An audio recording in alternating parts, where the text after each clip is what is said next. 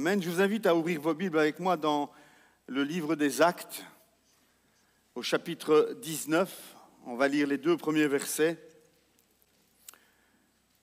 C'est une rencontre que Paul fait avec des disciples, des jeunes chrétiens probablement.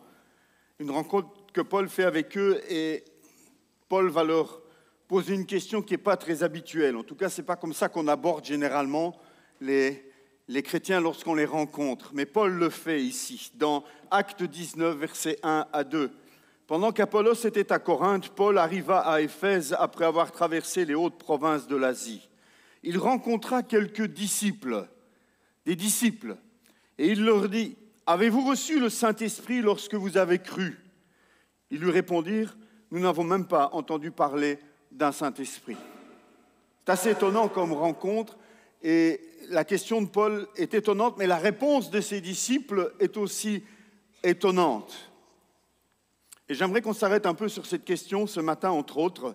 Paul s'adresse à des disciples, ce n'est pas moi qui le dis, c'est le texte qui le dit, ce sont des disciples, des hommes qui ont cru, donc des croyants. Et pourtant, Paul va leur poser cette question, « Avez-vous reçu le Saint-Esprit lorsque vous avez cru ?» Est-ce que c'est comme ça que Paul interpellait chaque fois les chrétiens lorsqu'il les rencontrait? Je suppose que non. Je pense plutôt que Paul, en ayant observé ou parlé un petit peu avec ses jeunes disciples, peut-être que Paul s'est rendu compte qu'il leur manquait l'essentiel. Et c'est pour ça, à mon avis, que Paul s'adresse à eux en leur demandant « Est-ce que vous avez reçu le Saint-Esprit lorsque vous avez cru ?» Pour Paul, c'est essentiel. Pour Paul, c'est quelque chose de capital, c'est quelque chose d'important. Ses disciples sont sauvés, ce sont des croyants, mais Paul réalise qu'il leur manque l'essentiel pour aller plus loin dans la vie chrétienne. Paul veut absolument soulever ce problème avec eux. Et vous, chers chrétiens de Colfontaine, avez-vous reçu le Saint-Esprit lorsque vous avez cru? Avez-vous entendu parler du Saint-Esprit? Le connaissez-vous? Avez-vous une relation personnelle avec lui? Connaître des choses sur le Saint-Esprit n'est pas la même chose que de vivre des choses, d'avoir une relation personnelle avec le Saint-Esprit. Ce matin, le titre de mon message, c'est « Le Saint-Esprit, l'indispensable ». L'indispensable Saint-Esprit. On va regarder ensemble pourquoi il est indispensable. Ensuite, on va regarder pourquoi Paul insiste sur le fait que le chrétien doit être rempli du Saint-Esprit. Et nous verrons enfin que c'est ce que Dieu veut. C'est ce que Dieu souhaite pour chacun de ses enfants.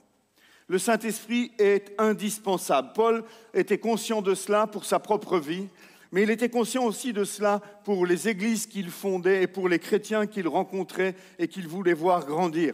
Pour lui, c'était capital que les chrétiens soient remplis du Saint-Esprit. Le Saint-Esprit joue un rôle phénoménal dans la vie du chrétien. Et je pense que nous l'ignorons bien trop souvent. Bien trop souvent, nous vivons notre vie chrétienne comme si de rien n'était, en oubliant que c'est le Saint-Esprit qui fait tout, que c'est le Saint-Esprit qui prend normalement la première place.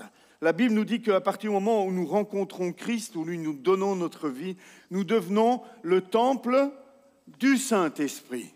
C'est quelque chose de... Rien que cela en soi, c'est quelque chose d'extraordinaire.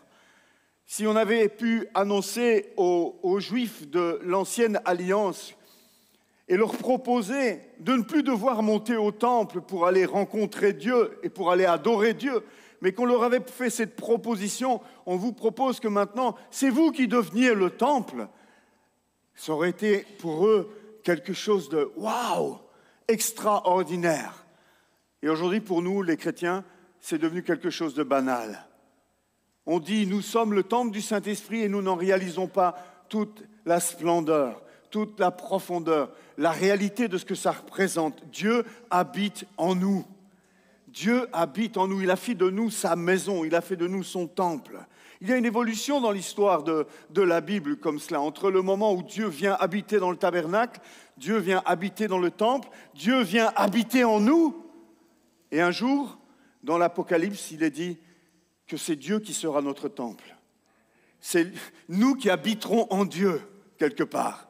Il y a une évolution comme celle-là, et nous sommes en marche vers cette évolution. Le jour vient où, bientôt, Dieu sera notre temple, et nous habiterons en lui. C'est déjà extraordinaire en soi, mais ce n'est pas tout ce que le Saint-Esprit fait. Le Saint-Esprit, c'est celui qui nous parle. Alors peut-être que vous n'entendez pas une voix audible, mais sachez que c'est lui qui vous parle. Lorsque vous lisez la parole, lorsque vous entendez une prédication, lorsque vous écoutez une prière, lorsque vous êtes en train de louer Dieu, le Saint-Esprit vous parle de toutes sortes de manières différentes, au travers de la nature, au travers de sa parole, au travers de pensées, au travers de rêves, au travers de visions. Le Saint-Esprit parle.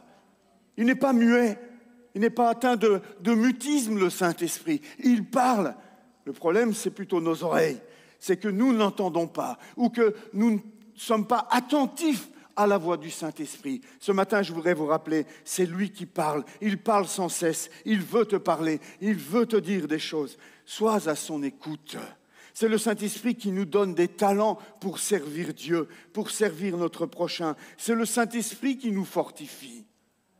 Nous n'avançons pas par nos propres forces. Et bien souvent, cela aussi, nous n'en sommes pas conscients.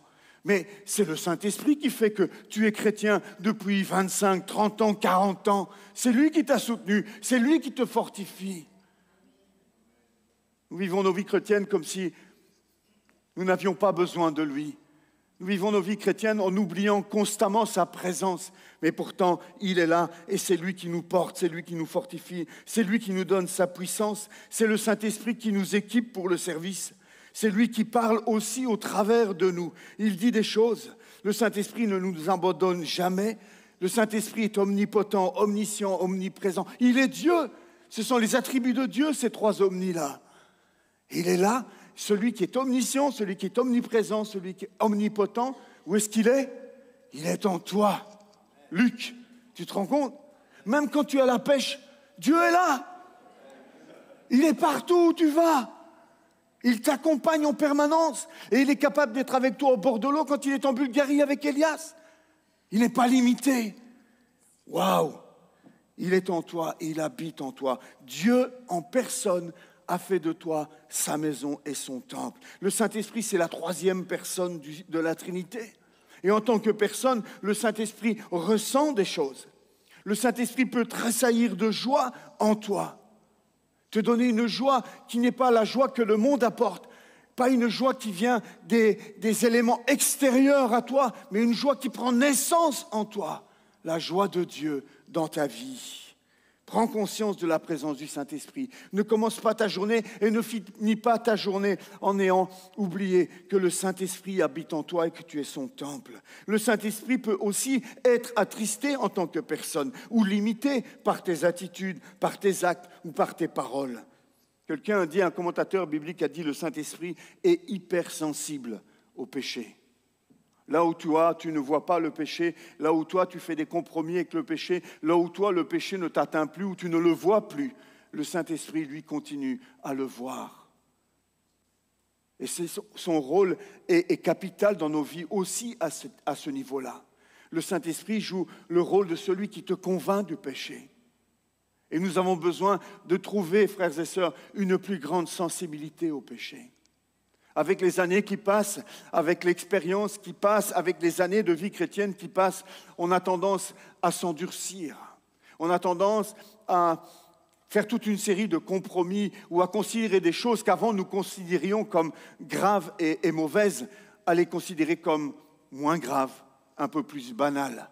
Mais le Saint-Esprit est là pour nous rappeler que la sainteté de Dieu ne souffre d'aucun compromis.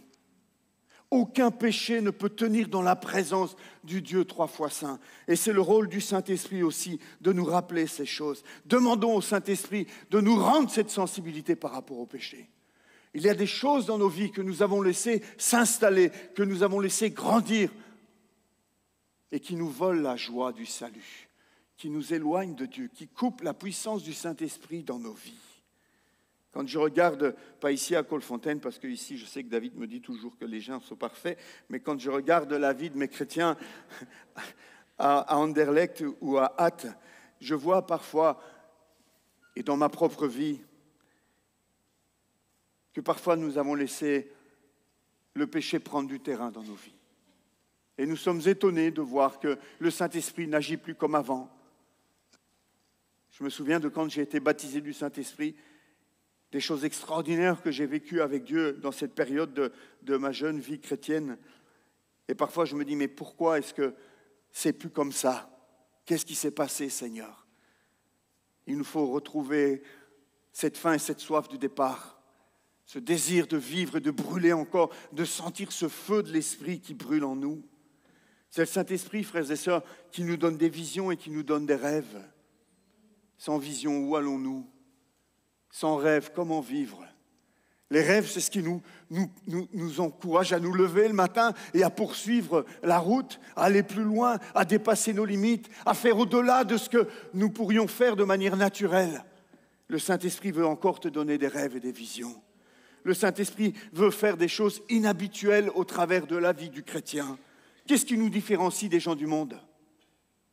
Qu'avons-nous de plus que les gens du monde n'ont pas? Si ce n'est pas le Saint-Esprit et la puissance du Saint-Esprit qui veut agir au travers de nous et dans nos vies. Le Saint-Esprit veut faire même des choses supernaturelles au travers de toi. Est-ce que nous le voulons encore? Est-ce que nous voulons encore être bousculés par le Saint-Esprit? Parfois, j'ai l'impression que nous sommes installés dans nos églises, installés dans notre vie chrétienne. Et lorsque le pasteur est là ou qu'un orateur est là et qu'il nous défie à bouger un peu, à aller au-delà de ce que... Je sens même dans ma propre vie parfois une sorte de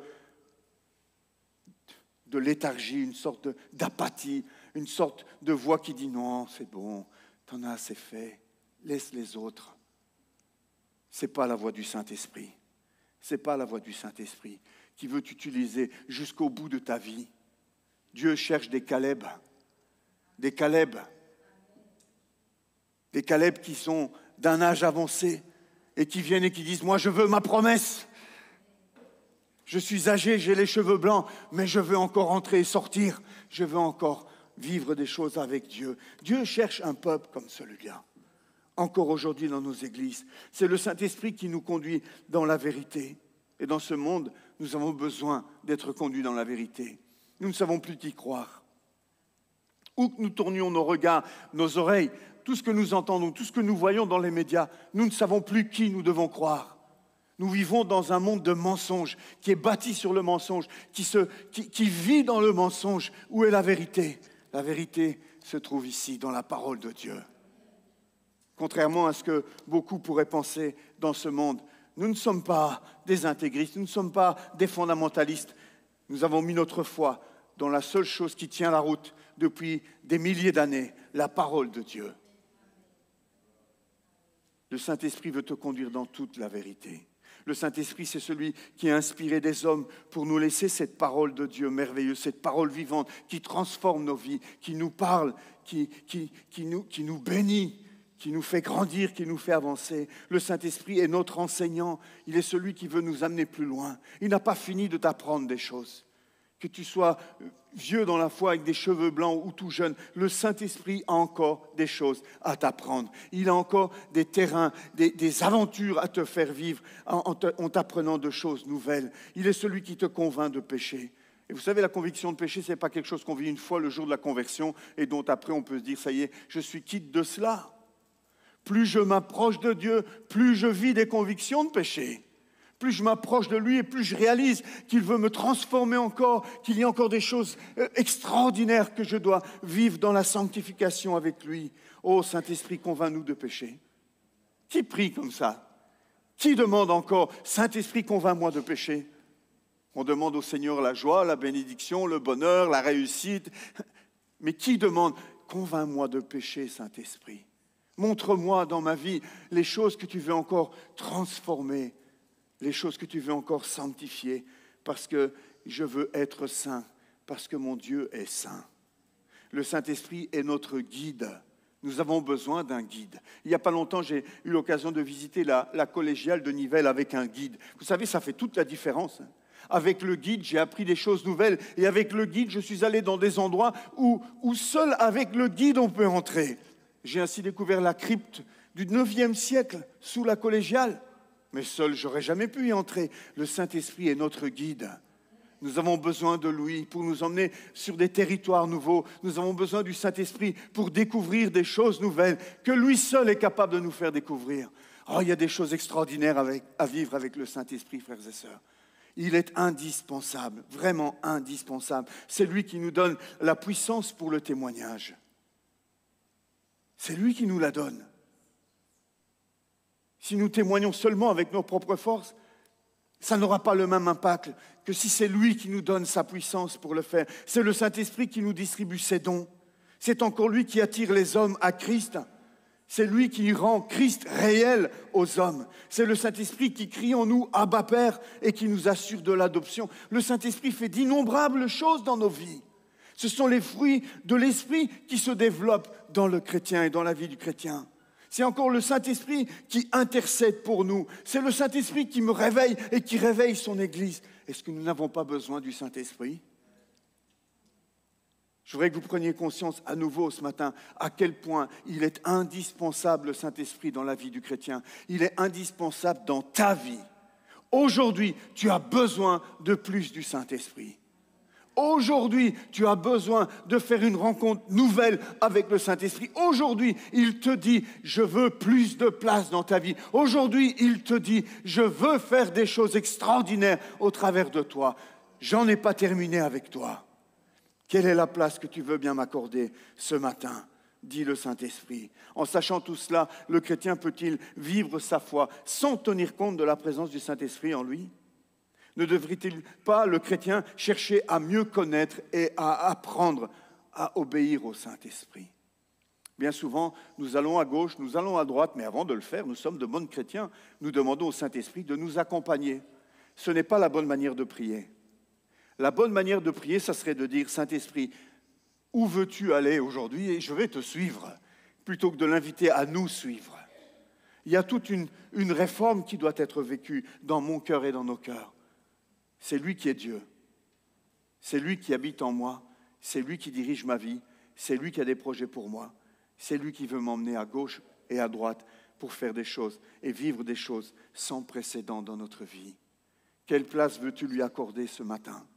Paul insistera en disant « Soyez remplis du Saint-Esprit ». Il ordonne aux chrétiens d'être remplis du Saint-Esprit. Pourquoi est-ce que Paul insiste autant sur cette notion d'être rempli du Saint-Esprit ? Est-ce qu'avoir reçu le Saint-Esprit le jour de notre conversion, ça ne suffit pas pour vivre toute notre vie chrétienne ? Et voilà, on a reçu le kit de départ et puis c'est bon, on peut y aller ? Paul a compris que non. Paul sait que pour servir Dieu efficacement, pour avancer dans la vie chrétienne, pour grandir dans la foi, pour résister au diable, nous devons être remplis du Saint-Esprit. Et ça, chaque jour.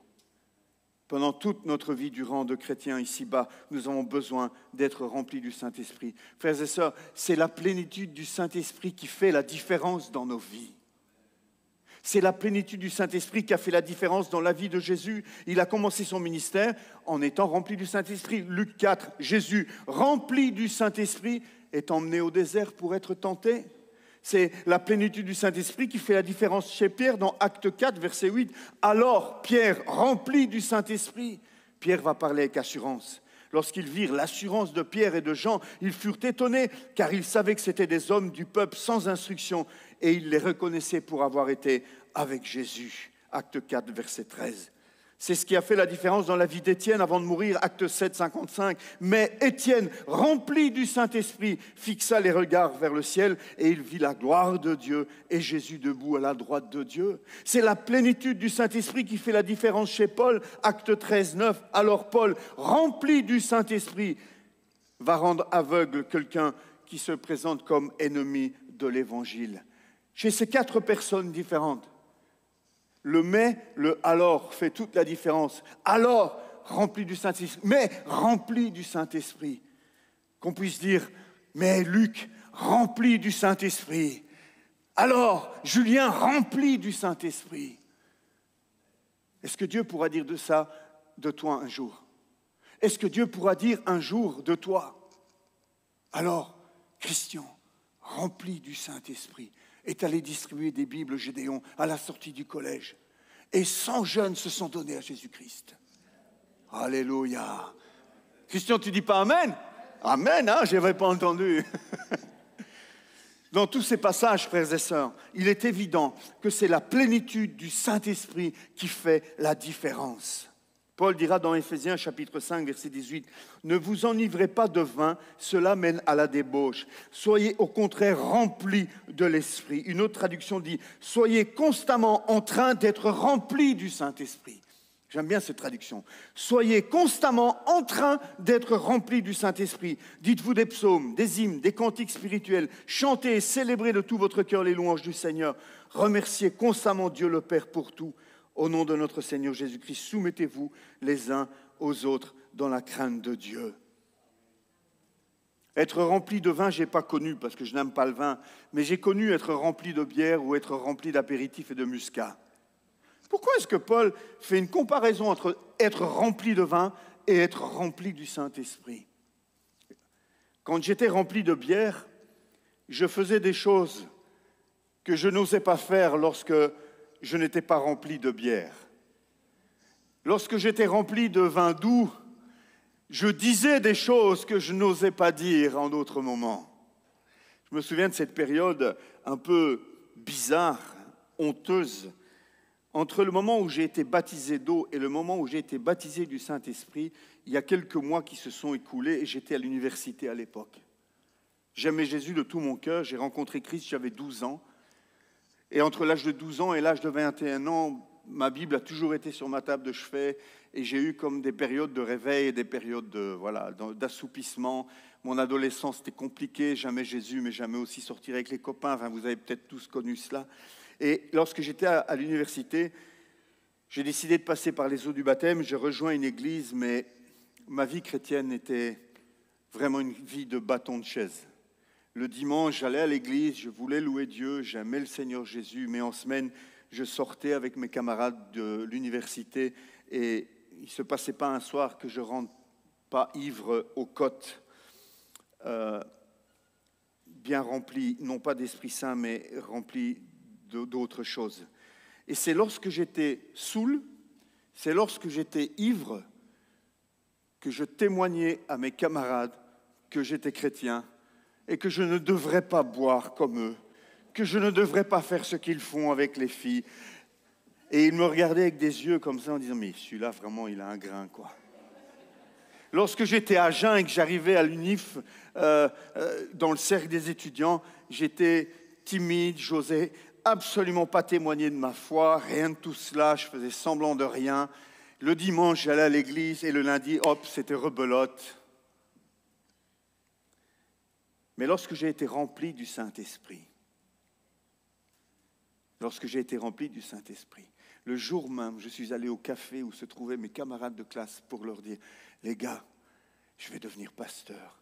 Je viens d'être rempli du Saint-Esprit. J'aime Jésus. » Et j'étais à jeun de vin, mais j'étais rempli du Saint-Esprit. Peut-être c'est pour cela que Paul nous dit « Ne soyez pas remplis de vin, mais soyez remplis du Saint-Esprit. » Parce que lorsque l'on est rempli du Saint-Esprit, on fait des choses que nous ne ferions pas si nous ne l'étions pas, et nous osons dire des choses que nous ne dirions pas si nous n'étions pas remplis du Saint-Esprit. Peut-être que c'est là que se trouve sa comparaison entre être rempli de vin et être rempli du Saint-Esprit. Être rempli de vin, ça me menait à la débauche. Être rempli de l'Esprit, ça m'a amené à vivre des choses extraordinaires avec Dieu. Je vous invite à être rempli du Saint-Esprit. Alors je ne sais pas, suivant les commentateurs, certains disent que le fruit d'être rempli de l'Esprit nous amène à dire des psaumes, des hymnes, etc. Ou certains diront, c'est en chantant des hymnes, en étant soumis les uns aux autres et en étant dans la reconnaissance que l'on peut être rempli du Saint-Esprit. Peut-être que les deux sont valables. Mais ce matin, je voudrais vous encourager. C'est quand la dernière fois que tu t'es demandé si tu étais rempli du Saint-Esprit? C'est quand la dernière fois que tu t'es dit, Seigneur, j'ai besoin d'être rempli du Saint-Esprit? Vous savez, il y a 2 ans de cela, il y a eu pas mal de greffes en France, les raffineries étaient fermées, etc. Et pendant la période de juillet-août, c'était un peu difficile de trouver du carburant en France. Et je partais en vacances avec Michel et avec mon camping-car.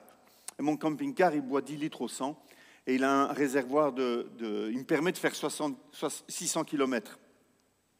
J'étais un peu inquiet en me disant, oh là là, je dois descendre jusque dans le sud, rejoindre ma sœur. Si j'ai du mal à trouver du carburant, ça va être la galère, quoi. Alors, à la frontière belge, j'ai rempli le réservoir de mon camping-car et puis j'ai pris les routes de France. Et j'avais tout le temps mon regard sur la jauge et j'avais tout le temps mon regard sur les pompes à essence. Plus de carburant. Oh là là. Et je roulais. Plus de carburant. Oh là là. Et j'ai passé toute la route à descendre dans le sud, à surveiller ma jauge et à chercher les pompes à essence. Et chaque fois que je voyais une pompe, si j'avais moins de la moitié de mon réservoir, je m'arrêtais et je faisais le plein. Et je suis descendu dans le sud de la France comme ça, en m'arrêtant à plusieurs reprises pour être sûr que mon réservoir soit toujours au-dessus de la moitié. En écrivant cette prédication, cet épisode de mes vacances m'est revenu à l'esprit. Et je me suis dit, mais c'est comme ça que le chrétien devrait vivre sa vie avec le Saint-Esprit. Il devrait surveiller sa jauge en permanence et ne pas rater la moindre occasion de faire le plein afin de ne jamais se retrouver sur la réserve. Vous savez, quand on roule sur la réserve, c'est très mauvais. Il y a plein de crasse dans le fond du réservoir, ça passe dans le carburateur, ça fait des problèmes. Combien de chrétiens vivent sur la réserve? Combien de fois j'ai vécu sur la réserve? Aujourd'hui, le Saint-Esprit veut nous interpeller. Il veut nous rappeler, nous avons besoin de lui. Il est indispensable dans notre vie. Pour toutes les raisons que j'ai données et de nombreuses autres que j'aurais pu citer, mais je ne voulais pas que ça ressemble trop à une étude biblique. Tu as besoin du Saint-Esprit. Ce matin, le Saint-Esprit te dit, tu as besoin de moi. Où en est ta jauge? Où en est ta jauge? Combien de kilomètres tu vas encore pouvoir faire avec moi dans l'état où tu es? Où en est ta foi? Où en est ton zèle pour servir l'Éternel? Où en es-tu sur le chemin de la sanctification? Que fais-tu avec tous les compromis que tu as faits dans ta vie?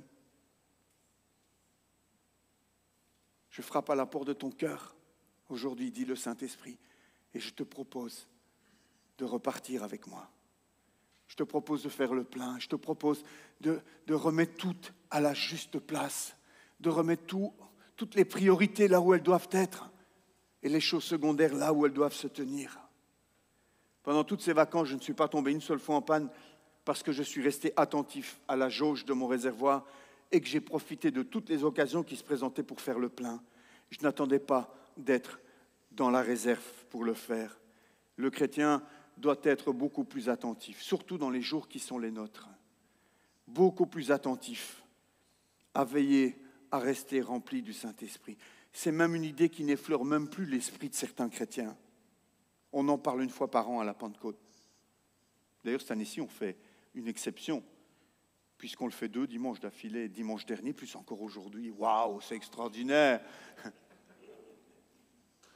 Soyez remplis du Saint-Esprit, frères et sœurs. C'est ce que Jésus veut en tout cas. Jésus veut cela pour ses disciples. Avant de partir, avant l'ascension, Jésus dira à ses disciples, restez à Jérusalem. Attendez la promesse d'en haut. N'allez pas commencer quoi que ce soit avant d'être remplis du Saint-Esprit. C'était un ordre qu'il leur avait donné. Attendre la promesse, attendre le Saint-Esprit. Parce que sans lui, ils ne pouvaient rien faire de bon, rien commencer. Même Jésus a eu besoin d'être rempli du Saint-Esprit pour commencer son ministère. Même lui. Alors si Jésus a eu besoin d'être rempli du Saint-Esprit, à combien plus forte raison nous en avons besoin pour pouvoir servir Dieu et pour pouvoir avancer dans la vie chrétienne. C'est ce que les disciples ont fait. Ils se sont retrouvés tous ensemble dans la chambre haute et ils ont attendu de recevoir le Saint-Esprit. Et j'aime ce mot attendu, attendu. J'aimerais insister là-dessus. L'attente. L'attente. Bien souvent, on demande au Saint-Esprit de venir nous remplir comme quand on va à l'épicerie en disant « Bonjour, donnez-moi une brique de lait ». Et l'épicier dit « Ah, j'ai plus de lait aujourd'hui ». « Oh, c'est pas grave, je me débrouillerai autrement ». Non. L'attente du Saint-Esprit, c'est une attente qui... Tu vas chez l'épicier, tu demandes une brique de lait, et l'épicier te dit « Il n'y en a plus ». Et tu dis « Ah, c'est quand qu'il arrive le lait ?»« Ah, ben peut-être demain, mais j'attends. J'attends. Je ne quitte pas l'épicerie tant que je n'ai pas reçu. » Je pense qu'il nous faut vraiment développer cette notion d'attente du Saint-Esprit. C'est une personne, le Saint-Esprit. Ce n'est pas une bénédiction, ce n'est pas seulement une puissance, ce n'est pas une guérison. c'est une personne, c'est la personne de Dieu. Les disciples étaient dans cette attente. Ils attendaient la venue du Saint-Esprit. Ils étaient tous ensemble d'un commun accord. Ils étaient avec un cœur disposé. Probablement qu'ils ont prié, peut-être qu'ils ont jeûné, mais ils ont attendu. Ils sont restés plusieurs jours dans cette attente. Et c'est mon expérience personnelle aussi. Lorsque cette vie de patachon dont je vous parlais tout à l'heure, à un moment donné, je me suis dit, mais c'est plus possible, je ne peux pas continuer comme ça, aller à l'église le dimanche, le mardi à la réunion de prière, et puis vivre une vie aussi honteuse pendant la semaine. Et j'en ai parlé à une sœur de l'église, une dame âgée de l'église, je lui ai dit, mais elle s'appelait Liliane. Liliane, c'est pas possible, je suis vraiment découragé, ma vie chrétienne, c'est honteux, elle est nulle, ma vie chrétienne. Je vis rien avec Dieu, j'ai honte de témoigner, j'ai pas de force pour prier, je lui m'habille, mais il n'y a rien qui en sort. Liliane, j'en ai marre. Qu'est-ce que je peux faire? Et Liliane m'a dit, tu as besoin d'être baptisé du Saint-Esprit. Mais j'étais dans une église où on ne parlait pas de ces choses-là. Le pasteur était même opposé. Alors, j'ai dit à Liliane, mais Liliane, c'est quoi ça, baptiser du Saint-Esprit? J'ai jamais entendu parler. Alors elle m'a dit, écoute, relis les actes, relis et souligne tous les endroits où tu vois rempli du Saint-Esprit, où tu vois baptisé du Saint-Esprit, où tu vois parler en langue. Et elle m'a donné un petit livre en plus à lire sur le baptême du Saint-Esprit. Et j'étais en train de lire ce livre dans l'appartement du pasteur qui était horrifié de voir que je lisais ce livre de Siegfried Beck, le baptême du Saint-Esprit. Il y en a qui le connaissent. Et puis je suis allé vers Liliane en disant, écoute Liliane, je l'ai lu ton livre, mais qu'est-ce que je dois faire? Prends du temps, attends le Saint-Esprit, prends du temps pour prier. Et vous savez, j'ai mis presque 2 semaines à part pour cela. Entre 2 et 3 semaines, je ne me souviens plus précisément, mais je sais que j'ai pris du temps avec cela. Où je priais, où je demandais, Saint-Esprit, viens, remplis-moi. Et chaque fois, le Saint-Esprit faisait remonter à la surface des choses de ma vie qui n'étaient pas très glorieuses. Et ça a été un temps de nettoyage, un temps de sanctification, un temps où le Saint-Esprit voulait d'abord que je mette ma vie en ordre, où je ne me contente pas d'avoir « Oh, pardon pour tous mes péchés, Jésus », mais où le Saint-Esprit voulait mettre en lumière des choses bien plus précises qu'il voulait que j'amène à la croix. Ça a duré plusieurs jours comme ça, plusieurs semaines, jusqu'à ce que je revoie cette Liliane en lui disant « Liliane, ça fait 2 semaines maintenant, il n'y a rien qui se passe. » Je vivais des choses extraordinaires, mais je n'étais pas baptisé du Saint-Esprit. Elle m'a dit, tu as besoin qu'un pasteur prie pour toi. Et c'est là que j'ai téléphoné au pasteur Roger Jotran en disant, pasteur, vous ne me connaissez pas, mais je voudrais que vous priez pour moi, je veux être baptisé du Saint-Esprit. Et il m'a dit, viens la semaine prochaine. Je dis, non, je veux venir aujourd'hui, c'est maintenant que je veux. Il m'a dit, bon ben ok, viens tout de suite. Et ils m'ont imposé les mains avec le pasteur Albert, qui était stagiaire à l'époque. Et j'ai senti comme une puissance descendre sur ma vie. Je me sentais littéralement transformé. Je sentais la présence de Dieu en moi. J'avais l'impression que tous mes membres étaient comme engourdis. Waouh, c'était extraordinaire. Et puis le pasteur m'a dit, maintenant, loue le Seigneur, ouvre ta bouche. Je n'avais jamais entendu parler en langue, personne. J'avais juste lu que ça existait. J'ai ouvert ma bouche, j'ai voulu louer Dieu et je me suis mis à parler en langue. Waouh, quelle expérience. Je suis sorti du bureau du pasteur, j'avais l'impression de marcher sur un nuage et je suis allé directement dans le bistrot où mes camarades, j'avais besoin de témoigner, j'avais besoin de dire ce que je venais de vivre avec le Saint-Esprit.